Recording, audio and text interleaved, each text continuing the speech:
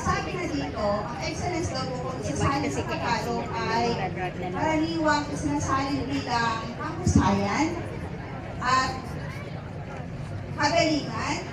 At ang sabi niya ay ang pagiging excellence daw ay natatangi at paano ka ba kinikilala bilang pinakamagaling o mataas ang antas ng kalidad pagdating sa kanyang gawain, ganun din po sa kanyang kakayahan o katangian sa pamantayan ng paggawa.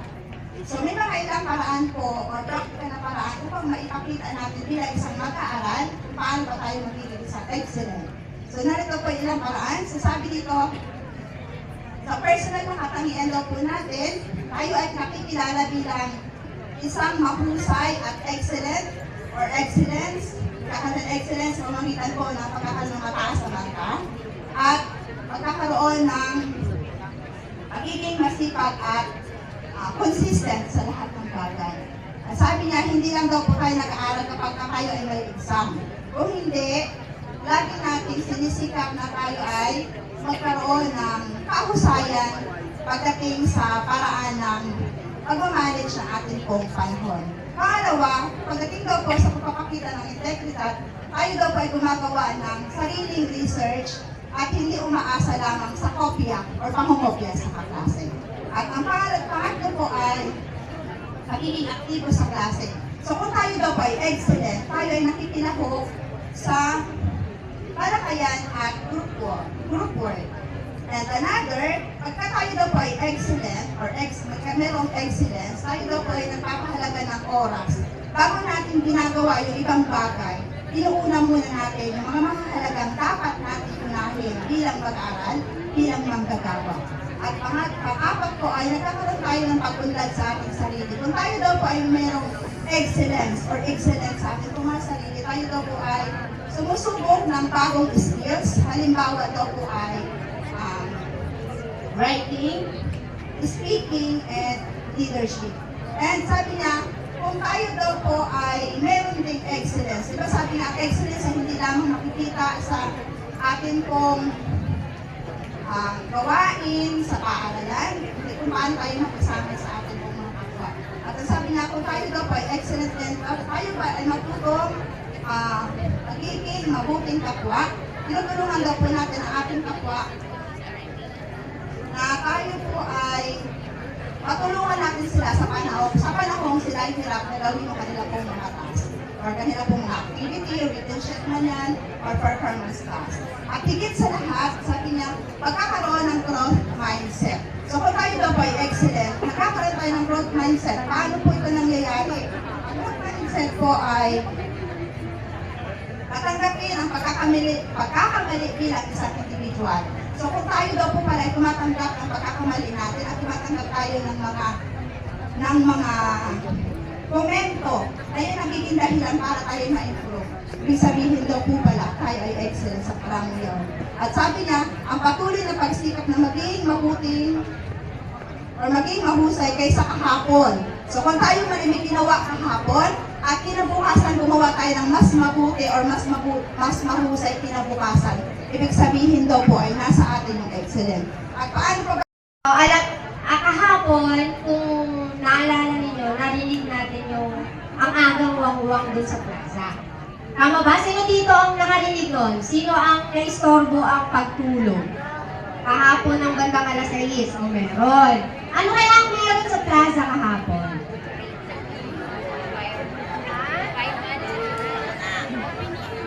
Sino ang may alam? Dito sa harapan, kuya, alam mo? Walang may alam? Bakit kaya wang-wang ng wang-wang ang mga bumbero kahapon? Anong fire? Prevention month. Tama, okay. Ang unang katanungan ko kasi sana ay bukod sa fire prevention month, ano pa ba ang sinicelebrate natin tuwing buwan ng Marso? Kaya lang, naibigay na kaagad ng ating radio or. So, iba na lang yung aking itatanong para makakuha kayo ng premyo na maya ay sisingilin nyo sa ating GAD coordinator, si Ma'am Dari. Ngayon na ba? Ngayon na daw for 50 pesos.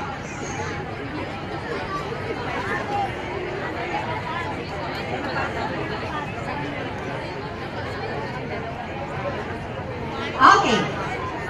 What is the color that symbolizes International Women's Day that represents justice and dignity? Kaninang tanong ko, bakit may wangwang ang bawal ngayon ang bilis? So, ate ko. Purple. Ay, very good. Purple! That is correct. Ate, anong name?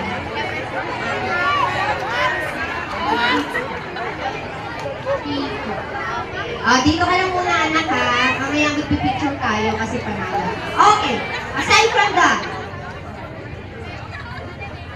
para sa school supplies na inihanda ni Ma'am Dali, who was the first female president of the Philippines and the leader who signed the proclamation establishing National Women's Month and National Women's in 1988 and 1990. Oh, kuya. Si President Malaki. Very good. Okay, kuya, halika dito. Dito muna tayo. Halika dito, anak. Maya-maya po ay isingin yung yellow card. Muli magandang umaga po sa inyong lahat.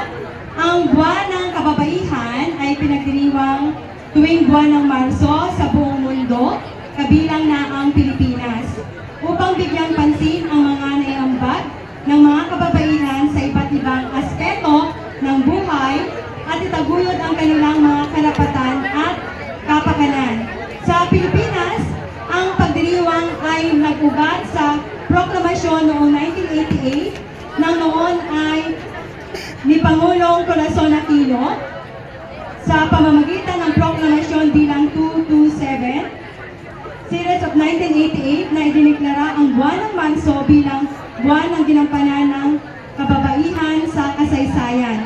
Ang pandaigdigang araw ng kababaihan ay pinagdiriwang tuwing March 8. Sinimulang ipagdiwang ito noong 1910 sa panukala ng German labor leader na si Clara Zetkin noong 1977.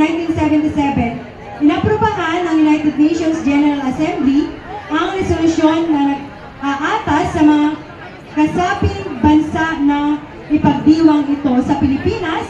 Ang unang pagdiriwang ng daigdigang araw ng kababaihan ay naganap noong March 8, 1971 kasabay ng pagtutol ng mga kilusan sa kababaihan laban sa kahirapan.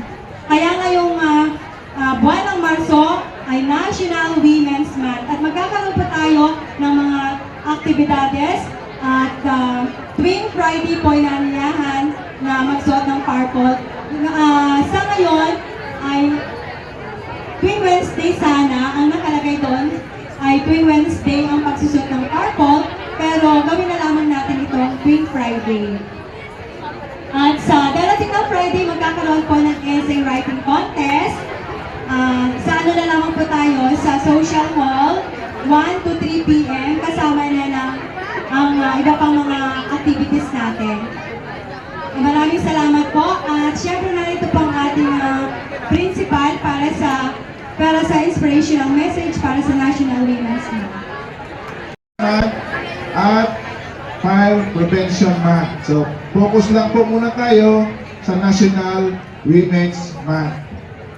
So, sa pagdiriwang natin ng National Women's Month, lagi nating tandaan na ang bawat kababaihan ay may lakas upang mabago ang mundo.